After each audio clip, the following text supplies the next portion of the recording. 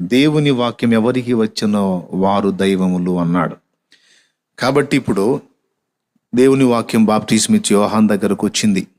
పూర్తిగా ఆ వాక్యాన్ని అనుసరించే ఆయన నడుచుకున్నాడు గనక ప్రభువు చేతనే ఆయన ప్రశంస పొంది ఆ ధన్యత స్వతంత్రించుకున్నాడు. ఓకే, బాప్తిస్మిచ్చి యోహాను స్టార్టింగ్ టు ఎండింగ్ దాకా ఆయన దేవుని మాట చేతనే నడిపించబడ్డాడు. ఫైనల్లో కూడా ఆయన అభ్యంతరపడ్డట్టు ఉంటుంది. ఆ అభ్యంతరం వెనక కూడా పండితులు 2 కారణాలు చెప్తారు. చెరసాలలో ఆయన ఉన్నప్పుడు అభ్యంతరపడ్డాడు అన్నది ఒకటే విమర్శ. ఇక మిగిలిన సంగతులు ఎక్కడ కూడా యోహాన్ దగ్గర విమర్శ ఉండదు. దేవుని సంకల్ప ప్రకారము ఎలా సంకల్పించాడో అలా ఖచ్చితంగా ఆయన పరిచర్య ఆయన జరిగించినటువంటి వ్యక్తి. అలా అంత పర్ఫెక్ట్గా జరిగించడానికి కారణం ఏంటంటే దేవుని వాక్యం యోహాన్ దగ్గరకు వచ్చింది. ఎక్కడొచ్చింది అన్నది ఇప్పుడు మన పాయింట్. అది అసలు విషయం. ఎక్కడొచ్చింది అంటే యోహాను అరణ్యపు అనుభవంలో ఉన్నప్పుడు వచ్చింది. ఇప్పుడు మనం దైవములం కావాలనేది దేవుని సంకల్పం. దైవములుగా మనం రూపాంతరం చెందడానికి మనకు ఉపయోగపడేది దేవుని వాక్యం. ఆ దేవుని వాక్యం ఏ అనుభవంలో ఉన్నప్పుడు వచ్చింది? ఆయన అరణ్యములో ఉన్నప్పుడు. ఊళ్ళో శాస్త్రులు ఉన్నారు, పరిశుద్ధ గ్రంథాన్ని చూచి రాసేటువంటి వాళ్ళు. అప్పట్లో గ్రంథాలు, ఈ పుస్తకాలు ప్రింటింగ్ మిషన్లు లేవు కదా. ప్రింటింగ్ మిషన్లు లేనప్పుడు దేవుని వాక్యం మరి గ్రంథాన్ని ప్రతుల్ని ఇంకొకళ్ళకి అమ్మాలంటే, ఇంకొకళ్ళు తీసుకోవాలంటే, ఇంకొకళ్ళ చేతుల్లోకి వెళ్ళాలంటే శాస్త్రులు ఏం చేసేవాళ్ళు అంటే అవన్నీ ఎత్తి రాసేవాళ్ళు. అలా రాసిన ప్రతినే కొనుక్కుంది నపుంసకుడు. అర్థమైందా? ధర్మశాస్త్రాన్ని ఎత్తి రాసేవాళ్లే శాస్త్రులు. పరిసయ్యులు మతనిష్ట కలిగిన వాళ్ళు ఉండనే ఉన్నారు, యూదులు ఉన్నారు, ప్రధాన యాజకులు ఉన్నారు, వీళ్ళంతా సిటీలో ఉన్నారు, ఊళ్ళో ఉన్నారు. కానీ దేవుని వాక్యం వాళ్ళ దగ్గరికి రాలా. మరి ఎవరి దగ్గరకు వచ్చింది? ఎవరు అరణ్యపు అనుభవంలో ఉన్నారో ఆ యోహాను దగ్గరకు వచ్చింది. ప్రియులారా, దేవుని వాక్యము ఎవని యొద్దకు వచ్చునో అతడు దైవము అన్న అంతస్తులోకి వెళతాడు. ముందు అసలు ఆ వాక్యం రావాలంటే ఆ వాక్యము కొరకు, దేవుని వాక్యము కొరకు, దేవుని సత్యవాక్కు కొరకు, వాక్ ప్రత్యక్షత కొరకు ఊరిని విసర్జించాల్సిన అవసరత ఉంది. ఇది పాయింట్. ఇదేందన్నా ఊరిని వదిలిపెట్టి ఎటుపోవాలి? ఎక్కడికి పోవాలి అంటే ఊరిని వదిలిపెట్టి అడవుల్లోకి పోమని నేను చెప్పలేదు. ఆడున్న ఇప్పుడు అడవులు మనకు అందుబాటులో దొరకవు కదా. అడవుల్లోకి అప్పుడు వాళ్ళు పోయారు, యోహాను మొదలైన వ్యక్తులు. వాళ్ళ నాన్న జకరియా సేవకుడు, యాజకుడు. వాళ్ళమ్మ భక్తురాలు, సేవకుల పిల్లగాడు.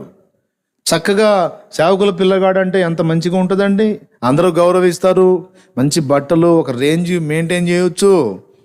కానీ అబ్బే కాదు, ఒక ప్రత్యేకమైనటువంటి ప్రతిష్ట కలిగిన వాడై, ఒక ప్రత్యేకమైన భారం కలిగిన వాడై ఆ లోక సంబంధమైన జీవితాన్ని త్యజించి ఒక సాధువు వలె, ఒక ముని పుంగవుని వలె అన్నిటినీ సర్వసంగా పరిత్యాగం చేసేసి, ఎప్పటి నుంచి పుట్టినది మొదలుకొని అతడు పరిశుద్ధాత్మతో నిండిన వాడై అన్నాడు గబ్రియేలు దూత. దేవునికి స్తోత్రం. ఎవరిని గూర్చి? యోహానును గూర్చి. చాలా విచిత్రమైన మాటలు ఉంటాయి బాప్తిస్మిచ్చి యోహాను గూర్చి. అక్కడే ఆ మొదటి లూకాసు వార్త 1వ అధ్యాయము 80వ వచనంలో, శిశువు ఎదిగి ఆత్మయందు బలము పొంది ఇశ్రాయేలునకు ప్రత్యక్షమగు దినము వరకు అరణ్యములో నుండెను. ఇశ్రాయేలుకి ఈ శిశువు ప్రత్యక్షం అవటం ఏమిటి? ఈ మాటలన్నీ కూడా డిఫరెంట్గా ఉంటాయి. బాప్తిస్మిచ్చి యోహాను గురించి ధ్యానించండి. ఆయన ఒక స్పెషల్ పొజిషన్లో, ఒక స్పెషల్ అంతస్తులో కనపడతాడు. సరే, ఇంతకీ వాక్యం ఎక్కడ పొందుకున్నాడు ఆయన అన్న పాయింట్ మనం ధ్యానిస్తున్నాం. ఎక్కడ అంటే అరణ్యపు అనుభవంలో పొందుకున్నాడు. దేవుని వాక్కు నీకు అందాలి అంటే ఖచ్చితంగా నీవు నేను మనం అరణ్యపు అనుభవంలో ఉండాలి. వాక్కు పొందితే దైవములు అంత మెట్టుకెక్కుతాం. ఎక్కాలంటే ముందు వాక్కు రావాలి. వాక్కు రావాలంటే ఊళ్ళో ఉంటే కాదు. ఎక్కడున్నప్పుడు వచ్చిందండి దేవుని వాక్యం యోహానుకి? యోహాను టిక్ టాక్ చూచుచుండగా దేవుని వాక్యం యోహాను వద్దకు వచ్చెను. యోహాను ఫేస్బుక్ తిప్పుచూ ఉండగా దేవుని వాక్యం యోహాను వద్దకు వచ్చెను. యోహాను నెట్లో రకరకాల సంగతులు పరిశీలించుచుండగా దేవుని వాక్యం యోహాను వద్దకు వచ్చెను. లేకపోతే యోహాను పిచ్చపాటి మీటింగులో కూర్చొని ఉండగా దేవుని వాక్యం ఆయన యొద్దకు వచ్చాను అనుందా? అరే అదంతా కూడా తీసి అవతల పడేశాడు. తీసి అవతల పడేసి ఒంటెతోలు కట్టుకొని మిడతల్ని తింటూ అడవి తేనె త్రాగుతూ ఒక ఆటవిక జీవితం జీవించాడు. ఒక రేంజ్ కలిగిన వ్యక్తి అయి ఉండి ఈరోజు అందరికీ దైవాలు కావాలన్న, ఆ మెట్టుకి ఎక్కాలన్న ఆశ అయితే ఉంది, కానీ అంత ఎక్కువ శాతం వేరే వేరే వ్యాపకాల్లో బిజీ అయిపోయారు. ఇప్పుడు సెల్ ఫోన్ చూస్తే తప్పని నేను అనట్లా. మళ్ళీ అన్నా మరి ఇప్పుడు నువ్వు ఎందులో చెబుతున్నావు అని మళ్ళీ మీకు డౌట్ వచ్చింది. ఏం కాదు, చూడండి, దేవుని వాక్యం పర్వాలేదు, కానీ ఒక్కదాంతో ఆగుతామా మనం? ఇంకెన్ని లేవు అందులో. ముఖం పెడితే పక్కకి తిప్పుతామా? ఎటు బాత్రూంలో పోయినా జేబులో పోయినా అదే. అంతకుముందు టీవీ, దాన్ని బాత్రూంలో తీసుకెళ్ళలేత అయ్యేది కాదు. అంతలో అది ఎట్లా తీసుకెళ్తాం? కొన్ని కార్యక్రమాలకి అది కొంచెం ఆటంకంగా ఉండేది కాదు టీవీ. ఇప్పుడు ఇది అసలు ఎక్కడ కూర్చున్నా సరే. అంతకుముందు బాత్రూంలో పోయి సకల కార్యక్రమాలకి ఒక 15-20 నిమిషాల్లో పూర్తి చేసుకుని వచ్చేది. ఇప్పుడు గంటలు గంటలు పడుతుంది. ఎందుకు? పోయిన కార్యక్రమం అయిపోయి ఈ కార్యక్రమం జరిగిపోయింది.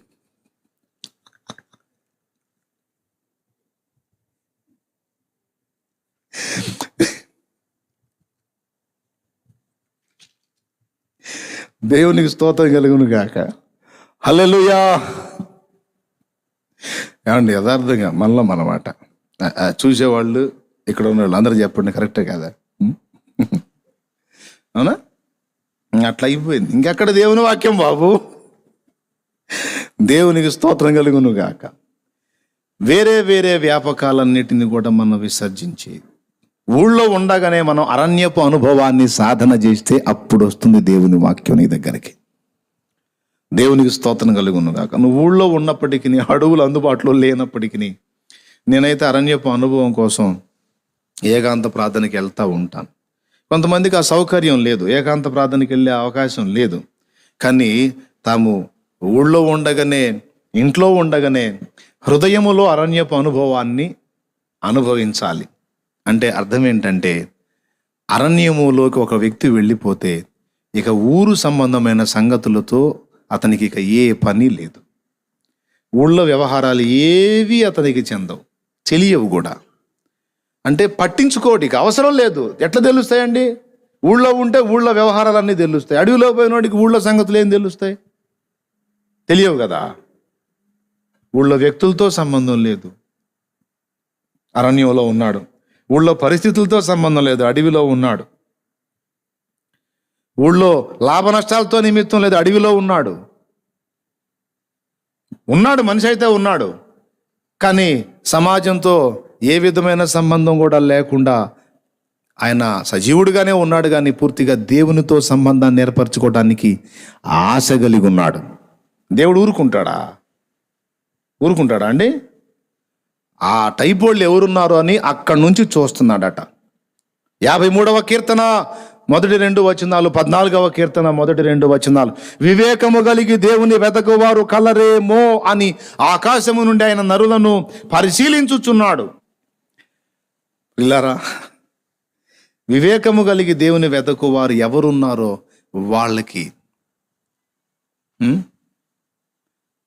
పాత నిబంధన భక్తులు దేవుని కొరకు ఎండవేళ్ల గుడారపు ద్వారమునొద్ద కాచుకున్న అనుభవం. తిరగబడింది ఇప్పుడు వ్యవహారం. అబ్రహాము దేవుని కొరకు ఎదురు చూచుచు మమ్రే దగ్గర ఉన్న సింధూర వనంలో ఎండవేళ్ల గుడారపు ద్వారమందు దాసదాసి జనాంగం, చూడచక్కని సౌందర్యవంతురాలైన భార్య, అంతా వెండి బంగారాలు అంతా ఉన్నాయి. ఎందుకు ఎండవేళ గుడారం ద్వారం దగ్గర ఎందుకు కూర్చున్నాడు? ఆయన కనపడతాడేమో, ఆయన సన్నిధి అనుభవించాలి, ఆయన ప్రత్యక్షత చూడాలి, ఆయన కొరకు ఆశ కలిగి ఉన్నాడు. అప్పుడు తర్వాత కాసేపటికి దేవుడు ఆయన కనపడ్డాడు. తర్వాత జరిగిన సంగతి మీకు అంతా తెలుసు. ఇప్పుడు ఏం జరుగుతుందో తెలుసా? అబ్రహాము ఆనాడు దేవుని కొరకు గుడారపు ద్వారం దగ్గర కాచుకుంటే, ఇప్పుడు యేసయ్య వచ్చి కాచుకొని కూర్చున్నాడు మన కోసం. మనమేం ఫుల్ బిజీ. Full busy. అప్పుడేమో, దేవా నీ ముఖం మాకు అనిపించయ్యా, నీ స్వరం మాకు వినిపించయ్యా, అయ్యా ప్రభువా అని చెప్పని వాళ్ళు దేవుని వెతికారు. ఇప్పుడు దేవుడు నరులను వెతుకుతున్నాడు. నన్ను వెతికేవాడు ఎవడన్నా ఉన్నాడా అని. ఆనాడు అబ్రహాం కాచుకున్నాడు, ఈనాడు ప్రభువు అడుగుతున్నాడు, నీ ముఖం మనోహరం, నీ స్వరం మధురం, కొంచెం నాకు నీ ముఖం చూపించు, నీ స్వరం వినిపించు అని. ఎంత తేడా జరిగిపోయింది. ఎంతమంది ఇప్పుడు ఆయన కలుసుకోవడానికి ఆశ కలిగి ఉన్నారు? బాప్తీసం ఇచ్చి యోహాన్ లాగా. చూడండి, తిండి గురించి లక్ష్య పెట్టలేదు, వస్త్రం గురించి లక్ష్య పెట్టలేదు. మానవుడికి కనీస వసతులు, రోటీ కపడా ఆర్ మకాన్. పార్టీలో ఏం చెప్తారు? देश में सब लोगों के रोटी कपड़ा और मकान देने के वास्ते हमारा पार्टी बहुत कोशिश कर रहा है, ऐसा बोलते हैं ना పార్టీస్. అలా చెప్తారు కదా. ఈ మనుషుడు కోరుకునే మూడింటిని పక్కన పెట్టేశాడు. తిండిని లక్ష్య పెట్టలేదు, మిడతలు తిన్నాడు, అడవి తేనె తాగాడు. వస్త్రాలు లక్ష్య పెట్టాల, సిగ్గు కప్పుకోవటానికి ఒక ఒంటె రోమాల చర్మంతో చేసింది ఒకటి మొలకు చుట్టుకున్నాడు, తోలు దట్టి ఒకటి. గూడు లేదు అడవిలో, ఏ చెట్టు కిందో ఆయన బస, ఏ కొండ గుహలోనో ఆయన బస. వదిలేశాడు. తిన్నానా, సంపాదించానా, దాచిపెట్టానా, పోగేశానా, వెనక ఎంతమందికి నేను సిద్ధపరచగలిగి ఏం పట్టలా. ఈరోజు చెప్తున్న ఊళ్ళో ఉండే అరణ్యపు అనుభవం అంటే తిండి ఉందా లేదా, అయ్యో లేకపోతే ఎలాగా నా చింత. నిన్ను దేవుడికి దూరం చేసేటట్టయితే ఆ చింతను వదిలేసి ముందు దేవునికి దగ్గరవు. నీ తిండి సంగతి దేవుడు చూస్తాడు. అలాగని పని చేయకుండా ఒట్టిగా తిరగమని నేను చెప్పను. నీకు చేతనైన పని, నీకు దేవుడిచ్చిన పని శక్తి లోపం లేకుండా చెయ్యి. కష్టపడాలి, బతకాలి, కానీ బ్రతుకంతా అదే కాదు. ఆయన కోసం ఆశ కలిగుండు. ఇప్పుడు ఉదాహరణకి కొంతమందికి ఏదో కొద్దిపాటి ఇల్లు ఉంటుంది, అంతటితో తృప్తి చెందరు. వీడు వచ్చి 3 స్టేర్లు ఇల్లు, 4 స్టేర్లు ఇల్లు చూపిస్తే ఈయనకు ఆశలు కలుగుతాయి, నేను అట్లా కట్టాలి ఇట్లా కట్టాలని. అరణ్యపు అనుభవంలో ఉన్నోడికి ఆశలు ఉండవు. ఊళ్ళోనే ఉంటాడు, ఇంట్లోనే ఉంటాడు. అరణ్యపు అనుభవంలో ఉన్నోడికి ఆశలు ఉండవు. ఆడు 3 స్టేర్లు కట్టాడు, వీడు 4 స్టేర్లు కట్టాడు. తీరా బాబు, ఎన్ని స్టేర్లు కడితే ఉంటామా? అబ్రహాము మమ్రే దగ్గర ఉన్న సింధూర వనంలో గుడారం వేసుకొని ఉన్నాడు, గుడారంలో ఉన్నాడు. కానీ ఆయన పూర్తిగా అరణ్యపు అనుభవంలో ఉన్నాడు. దేన్ని పట్టించుకోవాలా? ఏది కూడా అబ్రహామును శాసించలేకపోయింది. బాప్తీసం ఇచ్చి యోహాను ఏది శాసించలేకపోయింది. విఘ్నులైన వాళ్ళు ఆలోచించండి. ఊళ్ళో ఉండే అరణ్యపు అనుభవం అంటే మనుషులు వెంపర్లాడే వేటి మీద అంత వాంఛ ఏది కూడా కలిగి ఉండకుండా ఆ వాంఛలను విసర్జించి దేవుని కొరకే ఆశ కలిగి ఉండే అనుభవాన్ని ఒక వ్యక్తి సాధించుటయే అరణ్యపు అనుభవం. నువ్వు అడవిలోకి వెళ్ళాలంటే అవకాశం దొరకదు. అడవిలో ఇప్పుడు మనుగోడు కూడా కష్టమే. ఎందుకంటే అడవుల్లో నక్సలైట్లు ఒక పక్క, పోలీసులు ఒక పక్క. మనల్ని ఏడన్నెత్తారు వాళ్ళు. పొరపాటును మనం కానీ బాప్తీసం ఇచ్చి యోహాన్లాగా బయలుదేరితే పట్టుకొని పోలీసు వాళ్ళు తీసుకెళ్ళి బంధించవచ్చు, లేదా నక్సలైట్లు తీసుకొని పోవచ్చు. అసలు ఛాన్సే లేదు ఇప్పుడు అడవుల్లో పోవటానికి. అవునా కదా? అటు వాళ్ళు ఇటు ఇళ్ళు, సమస్య లేదు అందులో. లేదా కాదనుకుంటే బెంగాల్ టైగర్స్ ఉంటాయి. ఎందుకు వచ్చిన గొడవ? కాబట్టి అరణ్యపు అనుభవం అంటే అడవిలోకి పోమని చెప్పట్లేదు, కానీ లోకానికి వేరుగా ప్రభువుకు సమీపంగా వెళ్ళే అనుభవాన్ని ప్రతిరోజు కలిగి ఉండుట అరణ్యపు అనుభవం. ప్రైజ్ ద లార్డ్, హల్లెలూయా. నేను ముగిస్తున్నాను. అరణ్యపు అనుభవంలో దేవుని వాక్కును మనం పొందగలం. నంబర్ 1 రాసుకోండి, ఇంట్రెస్ట్ ఉంటే పెన్ను ఉంటాయి. నంబర్ 2, అరణ్యపు అనుభవంలోకి వెళ్ళినప్పుడే మోషే దేవుని చేత కర్తవ్యం బోధించబడ్డాడు. ఎక్కడ? అరణ్యపు అనుభవంలోనే. పర్వతానికి గొర్రెలను తోలుకొని వెళ్ళాడు. అరణ్యంలోకి వెళ్లకుండా ఊళ్ళోనే కూర్చుంటే ఒకవేళ దేవదర్శనం పొందేవాడు కాదేమో. అవునా? అరణ్యము ఆవలికి మందం తోలుకొని పోయినందున మరి మండుచున్న పొదలో ప్రత్యక్షత ఆయనకు దొరికింది. అక్కడ తను ఎందుకు పుట్టాడో, తన ద్వారా దేవుడు ఏం చేయాలనుకున్నాడో, ఇక తరువాత తాను ఏం చేయాలో ఆ కర్తవ్యం ఎక్కడ బోధించబడిందయా? ఊళ్ళో కూర్చున్నప్పుడా, మనుషులతో ఏకీబీకీగా టైం అంతా వాళ్ళతో గడుపుతున్నప్పుడా, లేకపోతే మనుషుల్ని పక్కన పెట్టేసి ఊరికి దూరంగా అరణ్యంలోనికి వెళ్ళినప్పుడా? అరణ్యంలోకి వెళ్ళాడు. గొర్రెలు తప్ప ఇక ఆయనతో మాట్లాడే మనుషులు ఎవరు లేరు. ఒక్కడే మోషే. గొర్రెలేం మాట్లాడతాయి? మేత మేస్తాయి. తన మామ అయిన ఇత్రో మందను మేపుకుంటూ కొండకి తీసుకెళ్ళాడు. ఒక్కడే మేపుకుంటా తీసుకెళ్ళాడు. దర్శించాడు దేవుడు. అది ఊళ్ళో ఉంటే ఆ ప్రత్యక్షత పొందకపోను. అరణ్యపు అనుభవంలోనే మనకు కర్తవ్యం బోధించబడుతుంది తమ్ముడా. అక్కడే బోధించబడిద్ది. నువ్వేం చేయాలో నీకు అక్కడ చెప్తాడో. ఆయనకు దగ్గరలోకి వెళ్ళినప్పుడు, ఆయనకు సమీపంలోకి వెళ్ళినప్పుడు దేవునికి సమీపించుటయే అరణ్యపు అనుభవం. లోకాన్ని విడిచిపెట్టి దేవునికి దగ్గర అవుటయే అరణ్యపు అనుభవం. నువ్వు గదిలో కూర్చుంటావో, మందిరంలో కూర్చుంటావో, మీకు అందుబాటులో ఏదన్నా పొలాలు ఉంటే అక్కడ కూర్చుంటావో, లేకపోతే మేడ మీద కూర్చుంటావో, మిద్దె మీద కూర్చుంటావో, లేకపోతే అండర్ గ్రౌండ్లోకి వెళ్ళి కూర్చుంటావు. నువ్వు ఏడ కూర్చుంటావో నాకు అనవసరం. నువ్వు దేవునికి దగ్గర అవుట, దేవుని వాక్కు పొందుట అనే మెట్టు నువ్వు సాధన చేయగలిగితే నువ్వు అరణ్యపు అనుభవంలో అద్భుతంగా ఉన్నట్టే. అందరికీ ఉపయోగపడేది. దైవజనులు కూడా ఈ విషయాలను గుర్తించవచ్చు. మొట్టమొదటి చెప్పాను, మనల్ని దైవాలుగా చేసే దేవుని వాక్యం అరణ్యంలోనే ప్రత్యక్షమైంది, అరణ్యపు అనుభవంలో.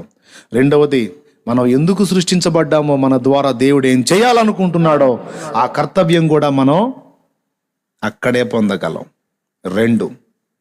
మూడవది, ఈ లోకాన్ని అధిగమించి దుష్ట సాతాను ఎదిరించి వాని బంధకాల్లో నుండి ప్రజల్ని బయటికి తీసుకొచ్చి వాడి కార్యాలన్నిటినీ కూడా విర్రగొట్టాలి అంటే దానికి కావలసినటువంటి ఆత్మ బలం. శరీరాన్ని జయించాలన్నా, శత్రువైన సాతాను జయించాలన్నా మనం కలిగి ఉండవలసిన ఆత్మ బలం కూడా మనకు అరణ్యపు అనుభవంలోనే దొరుకుతుంది. ఇందాక చెప్పినటువంటి విషయం నిర్గమాకాండం 3వ అధ్యాయంలో మీకు దొరుకుతుంది. మోషే తన మామ అయిన ఇత్రో మందను మేపుచు దేవుని పర్వతమైన హోరేబునకు వచ్చాడు. అక్కడ పొదలో, మండుచున్న పొదలో దేవదూత ప్రత్యక్షమయ్యాడని అక్కడ మ్యాటర్ రాసి ఉంటుంది. ప్రభు ప్రత్యక్షమై ఆయన అతనికి కర్తవ్యాన్ని బోధించాడు మోషేకి. ఓకే. మూడవది, శరీరాన్ని జయించాలన్నా, శత్రువైన సాతాన్ని జయించాలన్నా మన ఆత్మకు కావలసిన బలం ఎక్కడ దొరుకుతుందో తెలుసా? అరణ్యపు అనుభవంలోనే దొరుకుతుంది. ఇక్కడ చూడండి, అదే లూకా సువార్త 4వ అధ్యాయము 1వ వచనం నుంచి చదువు. యేసు పరిశుద్ధాత్మ పూర్ణుడై యోర్దాను నది నుండి తిరిగి వచ్చి 40 దినములు ఆత్మచేత అరణ్యములో నడిపింపబడి అపవాది చేత శోధింపబడుచుండెను. ఎక్కడ? అరణ్యములో నడిపించబడ్డాడు. అరణ్యములో. ఆ అరణ్యంలో ఎన్ని రోజులయ్యా? 40 దినములు గడిపాడు. తర్వాత 14వ వచనం చదువు. అప్పుడు యేసు ఆత్మ బలముతో. ఎప్పుడు ఆత్మ బలముతో? బాప్తిస్మం పొందగానే వెళ్ళిపోలా ఊళ్ళోకి. బాప్తిస్మం పొందిన తర్వాత పొందాల్సిన మరొకటి ఉంది, ఆత్మబలం ఉంది. బాప్తిస్మం పొందడం వేరు, ఆత్మబలం పొందడం వేరు. బాప్తిస్మం పొందినప్పుడు పరిశుద్ధాత్మ మనలోనికి ప్రవేశిస్తాడు. ఆయన ఇచ్చే బలము కొరకు మనం కనిపెట్టు కూర్చోవాలా. ఆ ఆత్మ లోపలికి వచ్చిన ఆత్మే మనల్ని అరణ్యపు అనుభవంలోకి తీసుకెళ్తాడు. స్తోత్రం చెప్పండి. అదే ఉంది అక్కడ. ఆయన ఆత్మ చేత అరణ్యములో నడిపింపబడి ఎక్కడికి తీసుకెళ్తాడు? ఆత్మ మన లోపలికి వచ్చి శరీరాన్ని జయించడానికి, శత్రువైన సైతానును జయించడానికి మనల్ని యుద్ధ రంగంలోకి తీసుకెళ్తాడు. అది ముందు జరిగేది. అప్పుడే పని చేయడానికి కాదు సోదరా, యుద్ధ రంగంలోకి నెట్టుకెళ్తాడు. తీసుకెళ్ళి యేసయ్యను ఎక్కడ పెట్టాడు? ఇటు శరీరానికి, అటు శత్రువైన సాతానికి మధ్యలో పెట్టాడు. నువ్వు అది గెలవాలా, ఇది గెలవాలి, 2 గెలవాలి. ఈ 2 గెలవడం కోసం ఆయన ఏం చేశాడు? శరీరాన్ని శుష్కింపజేశాడు. దీనివల్ల శరీరాన్ని అధిగమించగలిగాడు, శరీరాన్ని నల్లగొట్టాడు, దానివల్ల శరీరాన్ని జయించగలిగాడు. దేవుని వాక్యము చేత శత్రువుని గెలిచాడు. శరీరానికేమో ఫుడ్ లేకుండా చేశాడు. ఆ దెబ్బకి ఇది నలిగిపోయింది. చూడు, ఆ పరిశుద్ధ శరీరమే నలిగిపోవలసి వస్తే ఈ పాపిష్టి శరీరం ఎంత నలగొట్టబడాలో ఆలోచించండి. అందుకే పౌలు అన్నాడు, 1 కొరింథీ పత్రిక 9వ అధ్యాయం 27వ వచనం, అనేకులకు ప్రకటించిన మీదట నేనే భ్రష్టుడు నగుదునేమో అని నా శరీరమును నలగొట్టి నేను దాన్ని లోబరుచుకొనుచున్నాను. అంటే అన్న నలగొట్టకపోతే ఇది మాటిందా అనేక అర్థం వినదనే. పరిశుద్ధ అగస్టిన్ అనే దైవజనుడు తన శరీరాన్ని ప్రియమైన గాడిద అని పిలిచేవాడట. దేవునికి స్తోత్రం కలుగునుగాక. ఏమని పిలిచేవాడు? ప్రియమైన గాడిద, మొయ్యటమే నీ పని అని నలగొట్టే అనుభవాన్ని సాధన చేశాడు. ఒక పక్క శరీరాన్ని కట్టడి చేయటానికి, శరీరాన్ని ఎలాగా లోబరుచుకోవాలో 40 దినాలు ఆయన చేశాడు. తర్వాత శత్రువు ఆయనను ఎదుర్కొన్నప్పుడు ఈ రాళ్ళు రొట్టెలుగా చేసుకొని తినమన్నప్పుడు మనుషుడు రొట్టె వలన కాదు, దేవుని నోటి నుండి వచ్చు ప్రతి మాట వలన జీవిస్తాడని శత్రువుకు సమాధానం చెప్పాడు. ఎత్తు మీద నుండి దూకు, ఈ అద్భుతం చూసి నీకేం కాకుండా ఉంటే ప్రజలు నీకు జేజేలు పలుకుతారు, అయినా నువ్వు పైనుంచి కింద పడితే నీ కాళ్ళకు రాయైనా తగలకుండా దేవుడు కాపాడతాడని వాక్యంలోనే ఉంది. అంటే మళ్ళీ వాక్యంలో నుంచి ఎత్తి చెప్పాడు, నీ దేవుడైన ప్రభువును శోధింపవలదని రాసుంది. కాలు జారి పడితే తప్పకుండా ప్రభువు కాపాడతాడు, తండ్రి కాపాడతాడు. కావాలని పడితే ఆయన్ని శోధించినట్టు ఇద్దరా అర్భక చెప్పేశాడు. 2 మూడోది, ఒక్కసారి నా కాలు మొక్కు, ఈ లోక రాజ్యముల మహిమంతా చూపించి మొత్తం నీకు ఇచ్చేస్తాను అన్నాడు. యేసయ్యని మనల్ని శోధించే శోధనలను 3 యేసయ్యను వాడు శోధించాడు. నేత్రాశ, శరీరాశ, జీవపు డంబం. రాళ్ళు రొట్టెలుగా చేసుకొని తిను, శరీర ఆకలి తీర్చుకో, శరీరాశ.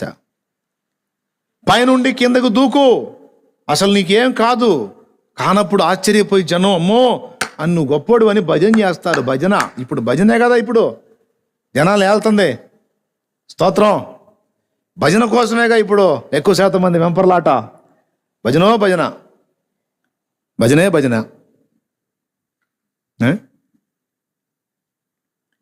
జీవపడంబం. ఆయనే ఉన్నాడు, పైనుంచి కిందకు దూకి, కింద నుంచి పైకి దూకి, ఇవన్నీ కాదురా. ప్రభువుని శోధింపకూడదు, దేవుణ్ణి శోధించకూడదు. నన్ను హెచ్చించాలన్నా, నన్ను కింద పడేయాలన్నా ఆయన వశంలో ఉంది. నా అంతటా నేను పైనుండి కిందకు దూకి నాకేం కావాలో చూసారా అని నేనేదో అద్భుతాలు చూపించి జనాలను ఏదో ఇది చేసుకోవాల్సిన అవసరం నాకు లేదు. నా తండ్రి చిత్తం అయితే ఆయనే నన్ను మహింపరుస్తాడు, ఆయనే నన్ను గణపరుస్తాడు. ఆయన మనుషుల మెప్పు నాకెందుకు, నా తండ్రి నన్ను మెచ్చుకుంటే నాకు అంతే చాలు. 2 జీవపడంబ పాపంలో యేసు చిక్కలా.